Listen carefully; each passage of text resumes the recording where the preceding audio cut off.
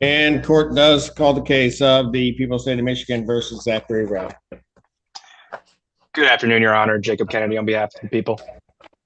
James Thomas on behalf of Mr. Radcliffe. I don't know, Johnny, on behalf of Mr. Radcliffe, Your Honor. I do believe that we filed an appearance on my behalf of Mr. Radcliffe. Yes, we have the appearance. Mr. Radcliffe is now present in the courtroom. And sir, if you could say your name so that the camera comes toward you so they can see that you're here. Yes, Zach Radcliffe. All right. So he is present in the courtroom. Just by way of introduction in this case, so that everybody's up to speed is in terms of what happened on last Friday. What date is that? The 7th. Well, even before then, counsel for defendant had filed a motion to dismiss, filed a supplemental pleading that contained letters of support for the defendant that the court reviewed. That came through as a filing to the court. On the date of the motion, on the date of the hearing, certainly there were people in the courtroom that were agitated. Certain people came to our attention just in terms of their actions and other things, both my attention as I was looking out at who was here, as well as my bailiff's attention. There was one individual that my bailiff had reported to me that he spoke to just to make sure that there was nothing that was going to occur. Subsequent to, so that was on a Thursday, and I don't believe that it was the next Thursday. My dates are a little off a little bit here, but anyway. At that hearing also, Mr. Thomas presented additional letters of support for the defendant. I received those at the bench. They did not sort of come through and were filed as that supplemental report was. I retained those in my office file because of the way that they had come to me. I had taken a break during that proceeding at some point and reviewed those. That next day, the same individual that my bailiff spoke to, as well as the person that had come to my attention, it was reported, we found out it was that same person eventually, but my clerks had reported to me that someone was at our front counter seeking to get the information regarding who had supplied the letters of support, specifically the ones that Mr. Thomas had presented to the court in court that day. That raised an alarm on the court's part as to why someone would want that information.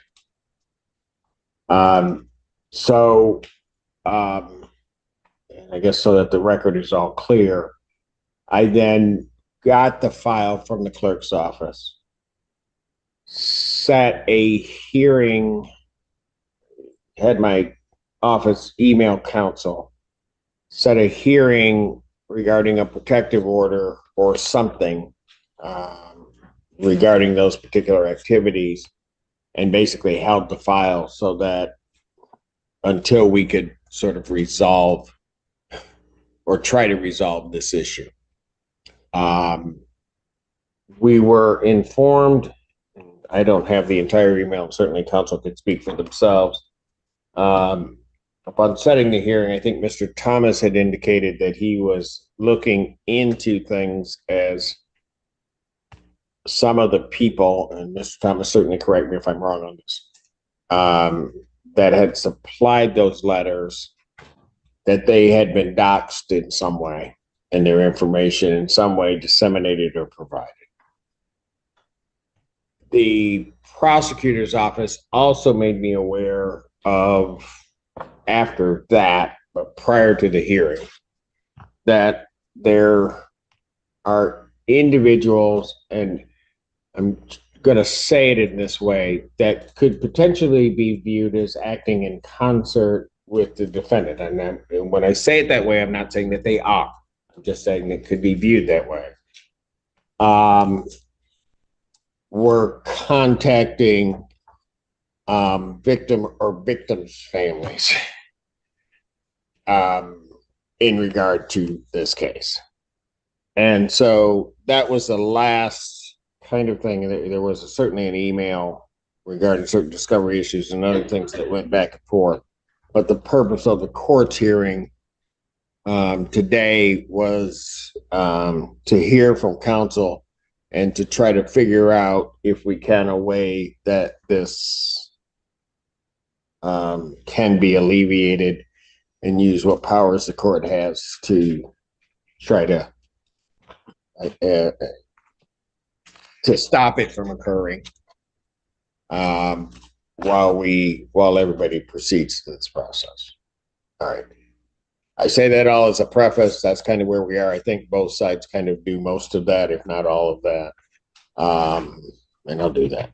So, Mr. Thomas, maybe it makes more sense to sort of hear from you, I guess, because you were looking into some things in regard to it. So, Yes, sir. So I'm going to leave names out for purposes of, I don't want to put them on the record, but I was contacted by supporters of my client, obviously, and I had learned that there were names that were being doxed from the letters that we submitted as an attachment to our supplement.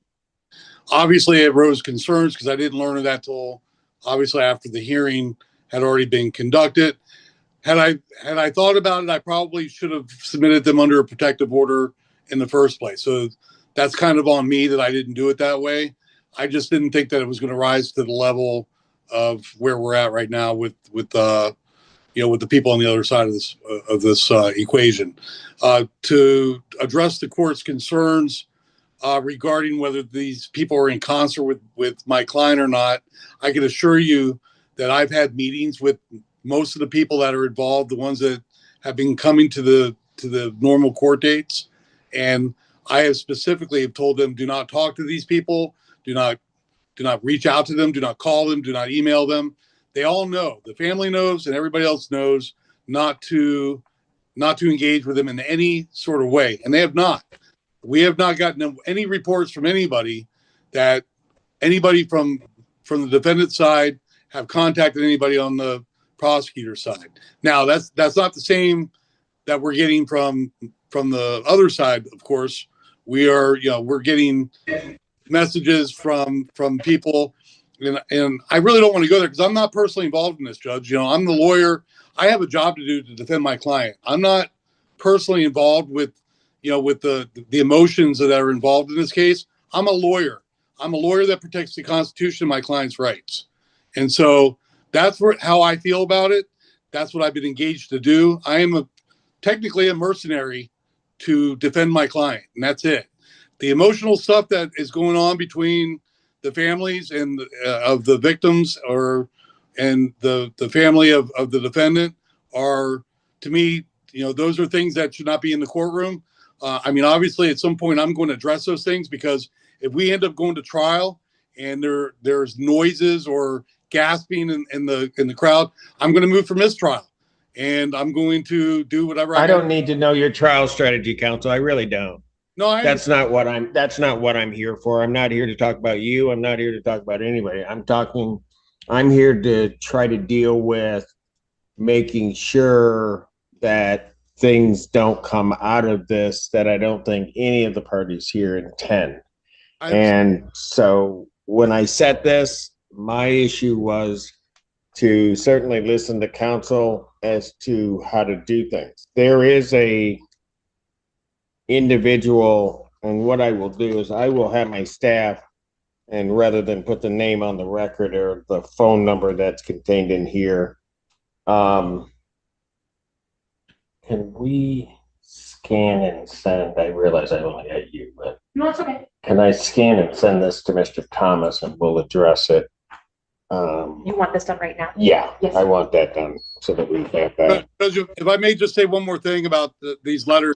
they've been put out on social media, and they're being used specifically to attack the people on social media and the church that my client's father is the pastor at. So they're doing it for other reasons other than just to retaliate. They're doing it to try to punish them economically, socially, and everything else, trying to shame them.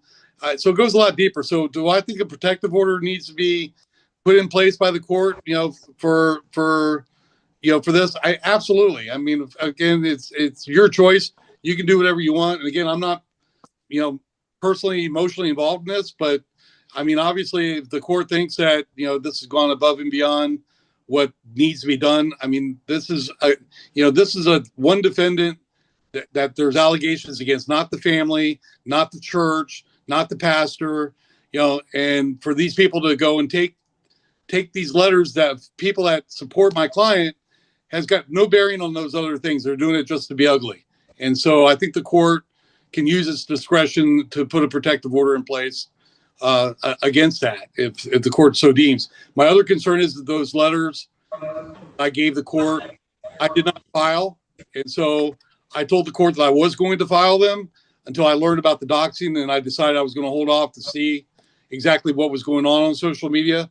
So I don't know how you want me to address that. If you want me to Are you you're talking about the letters that you presented in court? Yes, sir. The ones that I didn't Okay. have the time that we submitted, that I got at the last minute. So there's nothing in the record other than you saying I got them, and obviously the names and all that are not part of the record. But if you want us to do it under a protective order, to submit those other letters that I gave you, so they'll be part of the file but be protected, I'm happy to do that if that's what the court wants me to do. Understood. Mr. Kennedy. Yes, Your Honor. Just a couple of things. As the court knows, I, as well as Ms. Reiser and the rest of our team on this matter, were not aware of any doxing taking place until just now. It's been indicated by Mr. Thomas. I do want to make sure that I'm clear as to what has actually transpired. If there are these letters that are being placed on Facebook, of course, I am concerned about people's personal information being placed out on social media platforms. I will say, however, that simply being present in the courtroom would indicate to others, I mean, we were all there on the night of the hearing, being present in the courtroom and sitting on a specific side indicated to the public and those who were within that proceeding who was being supported. And therefore, those members of the courtroom going out and indicating to others that so-and-so was on his side, so-and-so was on our side, is simply something that I don't think can be controlled. I don't think that it can be controlled in terms of the community of Saline, in terms of the greater Washtenaw County community. I think we all are certainly in an understanding that this is a case that has deeply impacted the community, has deeply impacted this church, and has deeply impacted the victims and the defendant. So I understand that protective order on the letters will certainly prevent this personal information that is placed in these letters from being further disseminated to the public. And in safety concern being of the utmost priority, I would agree with Mr. Thomas, and I would agree with the court. I believe that a protective order would be warranted, but I don't think that it's almost as if this has gone to the point of no return almost. Simply being physically present in the courtroom and sitting on an individual's side indicates a support, and we just simply cannot control what people are going to say within their own community about those other individuals. So I am concerned about the doxing. I would ask this court to please make me aware if there's anything else that has happened. And as I've indicated previously, we were unaware. I've spoken with the officer, spoken with our victim advocate, and they were also unaware that any doxing had taken place prior to this week. So all that is to say, would be in favor of a protective order in order to secure the safety of the community. And I would like to say thank you to the court for bringing this to our attention. It is indicative of the court's desire to make sure that the community is safe. And here's what I'm going to, and having listened to both sides, here's what I'm going to do, unless I hear an objection. Mr. Thomas, the supplemental document, the attachments to the supplement, the letters that were contained, I'm going to separate those out. I'm not going to strike them, certainly, from the record. But what I'm going to do is I'm going to place those as well as the other letters in a confidential portion of the file that won't be released to the public if somebody comes to look at it. I'm basically going to put a sort of check system in place that if somebody wants to look at it, it should come to the judge and then make a determination. So if for whatever reason you needed a copy of it, or somebody from your office needed a copy of it, you wouldn't be able to walk in and get it, but you contact the court, we would be able to get a copy to you. That way, I think because I have to balance making sure that the record that's there is complete, with the same time not making sure that individuals can't walk in. So that's the first thing that I think the court's going to do. I would also indicate to counsel that